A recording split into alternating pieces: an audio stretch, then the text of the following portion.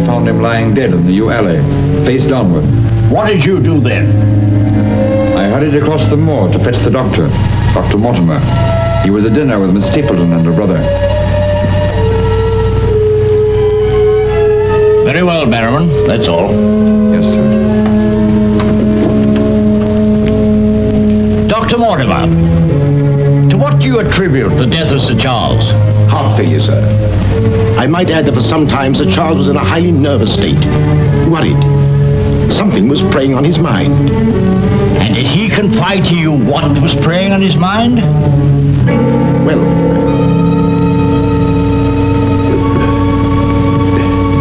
no. Well, then what about those footprints, Mortimer? As though Sir Charles had been tiptoeing back towards the house. I examined them myself, and as a man of science, So did I, Mr. Stapleton. More likely Sir Charles was running. Running? Running from what? If you please, gentlemen, one at a time. Why don't you tell the truth, all of you? Tell all you know. Silence, Mr. Franklin. You've already testified you were not there and know nothing whatever of this matter. Nevertheless, I insist he was murdered. Murdered, I tell you. That will do, sir, that will do. There were no marks on the body of any kind, Dr. Mortimer? None. Then as his physician, what would you say was the cause of Sir Charles's death? Most emphatically a heart failure, sir. Such then, gentlemen, is the verdict of this coroner's court. Call it what you like. Sir Charles was murdered. There's more than one person in this room knows I speak the truth.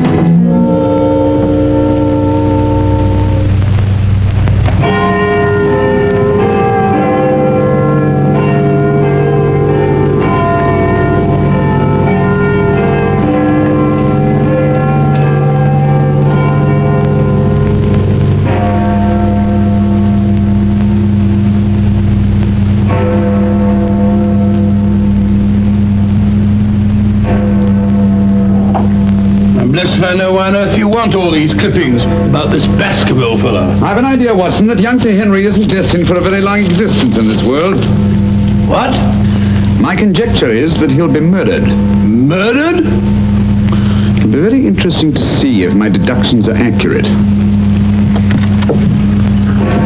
Oh, Mr. Holmes, while you were out, a gentleman called to see you and left this. He asked you to give it to me? Oh, no, sir, he just left it by mistake, I imagine. Dr. Mortimer? He didn't leave his name, sir. No, it's here on the stick, Mrs. Hudson. Oh, is it? I didn't notice. Do you know any Dr. Mortimer, Watson? Huh? What did he want? He didn't say, sir. What do you make of it, Watson? Why should I make anything of it? The fellow came to see you. Ah, but what kind of a fellow? Let me hear you reconstruct him from his walking stick by our usual method of elementary observation. Well, I should say that Dr. Mortimer is a successful man, well esteemed. Good. Excellent. I should say that he does a great deal of his visiting on foot, because the Iron Ferrule is worn down. Perfectly sound. Let's have a look at this inscription. From his friends of the CCH. CCH. I should say that's something or other Hunt.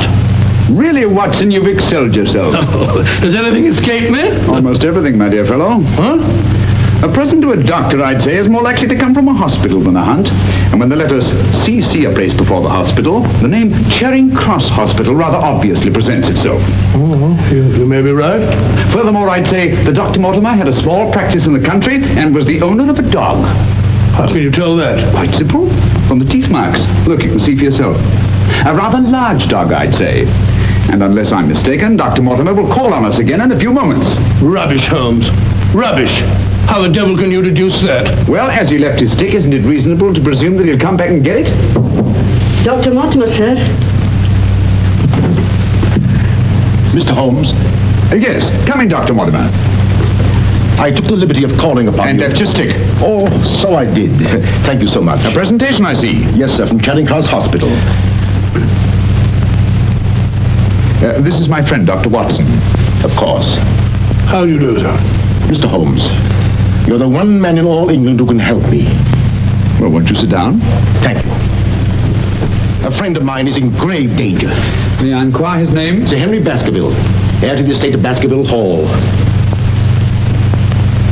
Little fear, Sir Henry's life will be snuffed out. Why, what makes you think that? I have information which leads me to believe that for centuries past, every Baskerville who's inherited the estates has met with a violent and sudden death. But as I recall it, Sir Charles died from natural causes, heart failure. Apparently. And that was the verdict of the coroner, in which I, as a child's physician, concurred. But there was one point which I kept back from the police, from everybody. Yes? About 50 yards from where Sir Charles fell dead were footprints. A man's or a woman's? Mr. Holmes, they were the footprints of a gigantic hound. A hound? Well, why didn't you report it? Not a soul would have believed it. During the night it rained, and in the morning the marks were completely obliterated, but I saw them as clearly as I see you. And then, a few days ago, as one of the executors of the estate, I found this old document. Legend of the Hound of the Baskervilles. Let me read it to you, Mr. Holmes. It's quite short. I won't bore you, I promise. Yes, please, go on. In the time of the Great Rebellion, about 1650, Baskerville Manor was held by Hugo of that name, a profane and godless man. One Michaelmas, this Hugo stole down upon a neighboring farm and carried off the daughter of the house. He locked her in an upper chamber, and while Hugo and his friends were carousing, as was their nightly custom,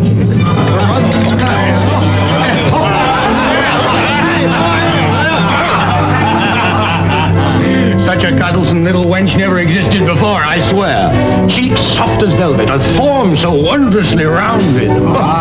Tell us more. What happened then? Where was I? Form, you were saying. Oh, yes. No need to cry out, I told her. You go will not hurt you.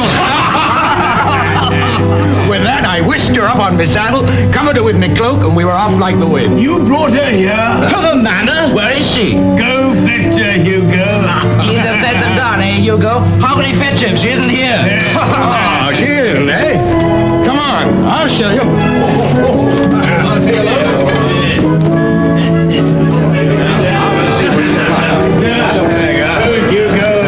She's really in here? May we come in, my sweet? These drunken sots would give Hugo the... There is no good.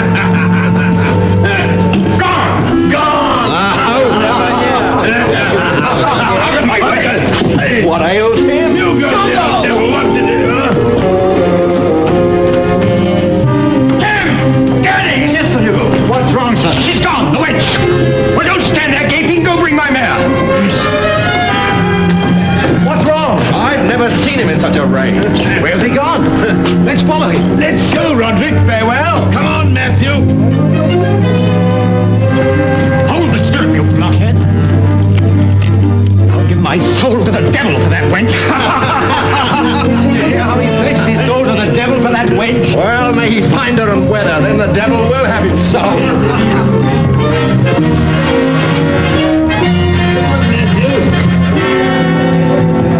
on and on they rode, until suddenly they came upon the body of the girl.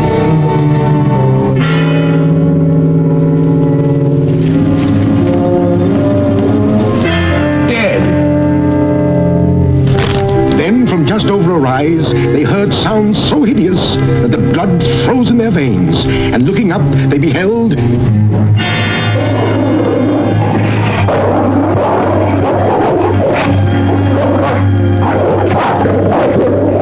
Before we could get at him, Sir Hugo was dead, his body literally torn to shreds. Such is the history of the Hound that has cursed the Baskerville family ever since, many having been unhappy in their deaths that have been sudden, violent, and mysterious.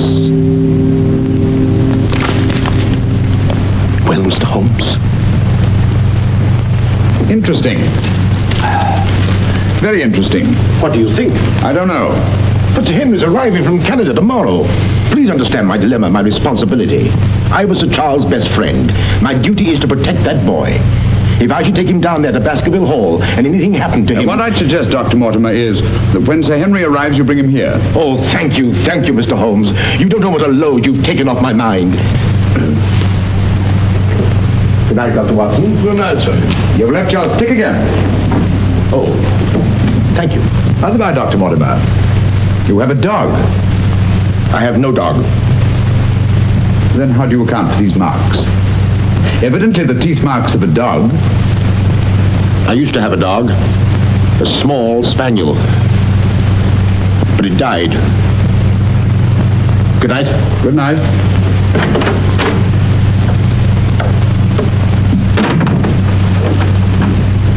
Well, Holmes, what do you make of it? Do you think there's anything in it?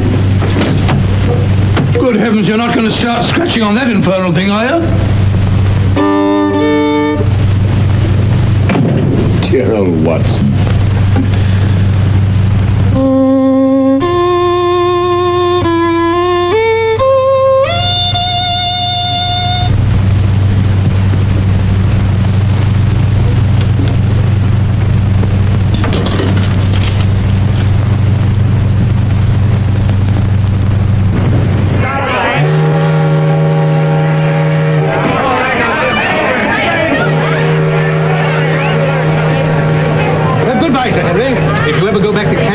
You'll sail with us. Thanks. You've all been wonderful. The very best of luck, sir. And the same to you. Goodbye, Sir Henry. Here you are, Sonny. Thank you, sir. And you. Thank you, Sir Henry. And you. Thank you, sir. Thank you. Sir. Oh, Sir Henry. Oh, it's too bad it's all over. Just when you and Betsy Ann were really getting to know each other. Oh, but we are going to see one another in London, aren't we, Sir Henry? Oh, I should love to. But I have to go down to the country, unfortunately. To your ancestral estate. How exciting. Perhaps, Betsy Ann, if you're very good, Sir Henry will ask us to visit him. Of course, yes. We're staying at the Savoy. Don't forget. I will. Bye. Goodbye. Sir Henry? Yes. I'm Dr. Mortimer. Your uncle was my best friend.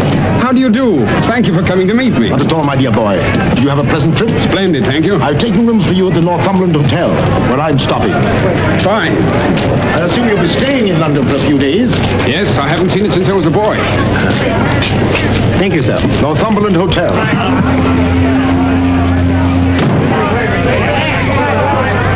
Sir Charles's death was a great personal loss to me. I was more than his doctor. What's this?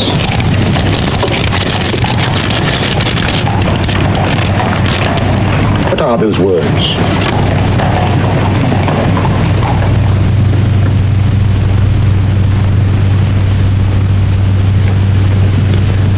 Do you mind, Sir Henry? No, not at all. What do you make of it, Mr. Holmes? Why do you think that last word is printed in ink? Oh, that's simple enough. The words have been snipped from the London Times. That's evident from the typography. But the word moor is an unusual word.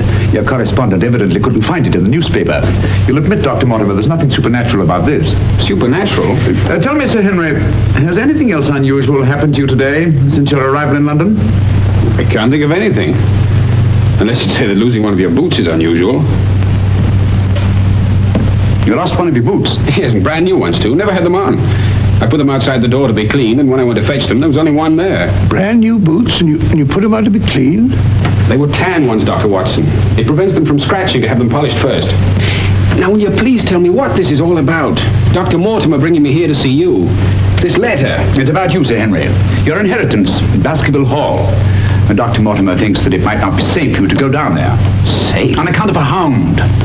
A wild, supernatural monster that has cursed you Baskervilles for the last 200 or 300 years. Oh, that sounds grand. A family ghost, eh? Why didn't you tell me about this before, Dr. Mortimer? Well, Mr. Holmes suggested... He's going to tell you about it now, Sir Henry. Take him back to the hotel, Dr. Mortimer. Show him that old document. Tell him everything, the whole business.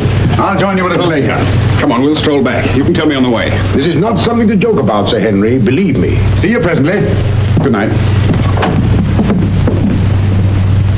What's up? Shh. Come on, Watson. What's up now? Where are we going? You'll see soon enough. We've not a moment to lose.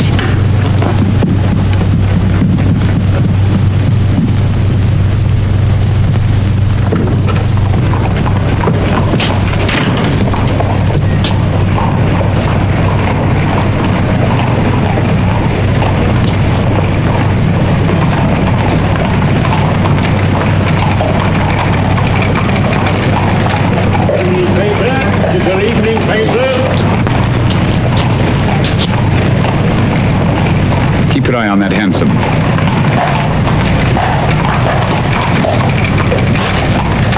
This letter dates back to about 1650. Your evening paper. Get your paper, evening paper. Evening paper, sir. Get your evening paper. Get your paper, evening paper. Evening paper, sir. Tells all the latest news that's going on, sir. Tells you all about it. Thank you, sir. Evening paper. A dissolute, drunken fellow. And he was a dissolute. Look out! Stop! Whip up, cabby. Whip up, I say. Very good, sir.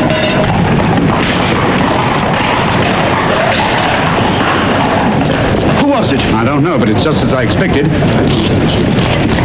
Hadn't we better hurry on and warn them? No. They're not in any danger now. Here's the number of that hansom. Find out from Scotland Yard who the cabby is, and if you can, fetch him along to the hotel. I'll do my best.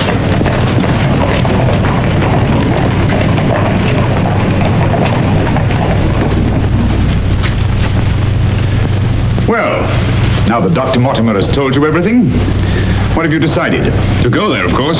Good, that's what I thought you'd say. And if Dr. Mortimer will only guarantee that this supernatural hound of his will really appear, I'd call the radio. Oh, don't say that, my boy. Sounds like a bogey story they tell kids to frighten them at night, doesn't it, Mr. Holmes? Yes, rather. It might interest you to know, however, that you were shadowed from my house. Shadowed? Yes, and probably have been ever since you arrived in London. By whom? I don't know. A man in a hansom. He must have seen me run after him and had the cabby dash off. Oh, by the by, did you ever discover your mislaid boot? No. Hello?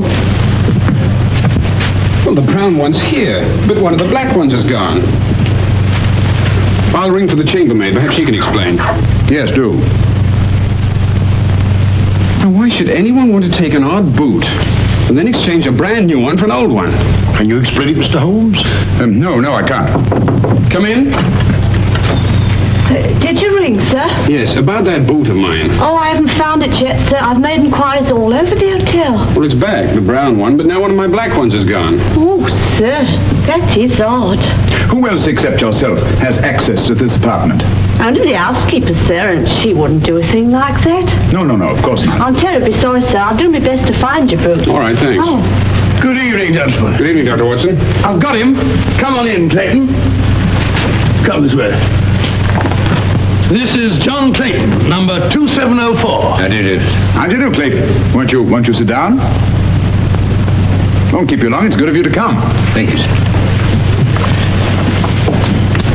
Now, Clayton, I wish you'd tell us who your fare was that watched a certain house on Baker Street this evening and later followed these two gentlemen. Well, I'm glad to you know as much as I do, sir. Well, not quite as much, I hope. The gent said as how he was a detective, sir. Oh, he did? Yes, sir. How would you describe this gentleman, Clayton? Well, it's, I suppose about 35 years of age, sir. Dressed like a toff. And a small black beard. And the color of his eyes? I can't say, sir. I see. When did he tell you that he was a detective? At the station, sir. When he gave me the 2 guineas, what he'd promised me. Did he tell you his name? Yes, sir. What did he say it was? Sherlock Holmes, sir. What? Well, that's the name what he gave me, sir. Sherlock Holmes. Well, whoever it is at least has a sense of humor. Here, Clayton. Here's something for your trouble. Thank you, sir. Thank you kindly, sir. Is there anything else I can tell you, sir? Nothing at all, I think. All right, sir. Good day, sir. Good day. Good day, gentlemen.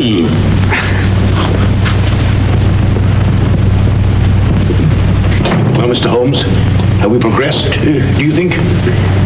Perhaps. Tell me, Sir Henry, when were you planning to go down to Dartmoor? Immediately, tomorrow. I'm really awfully keen to see the old place.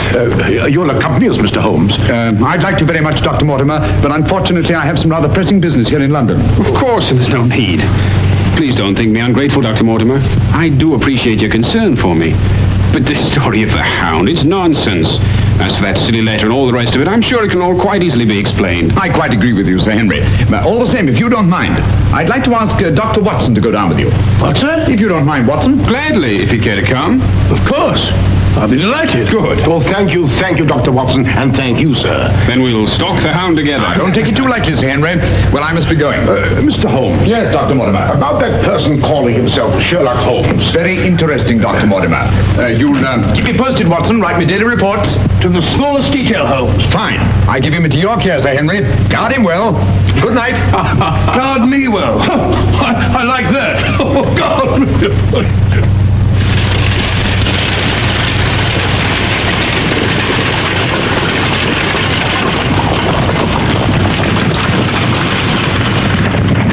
Here we are, Sir Henry, on famous Dartmoor. And what a history it has. You see those rocks over there? Actually, they're stone houses built by a Neolithic man 50 or 100,000 years ago. You don't suppose the Baskervilles go back that far? And over there, beyond that hill, those dark spots, that's the great Grimpen Mire, as treacherous a morass as exists anywhere. Thousands of lives have been sucked down into its bottomless depths. Cheerful little spot. Fascinating. Oh, it is, Sir Henry. And mysterious. No wonder the people about here have such odd beliefs. Some will tell you that nothing ever really dies up on the moor. And after a time, one gets to believe it. Really? Do you believe that? Of course not. If I believed all the legends about this place, I wouldn't live here. I wouldn't have the courage. And now, if you look, Baskerville Hall, the home of your ancestors, Sir Henry.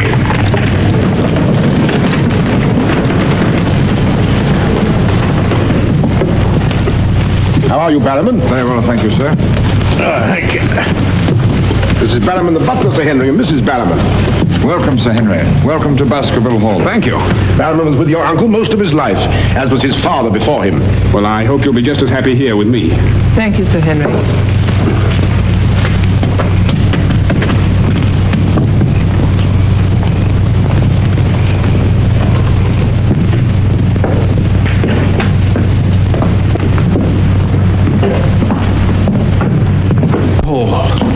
And just as has always been, Sir Henry, your uncle did some modernizing upstairs, but down here nothing has been added or taken away since Sir Hugo's time.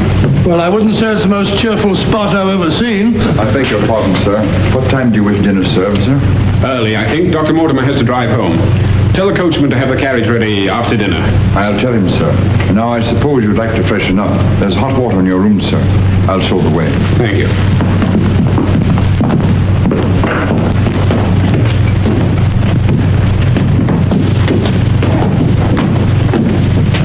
Be careful, sir. These steps are a bit in need of repair.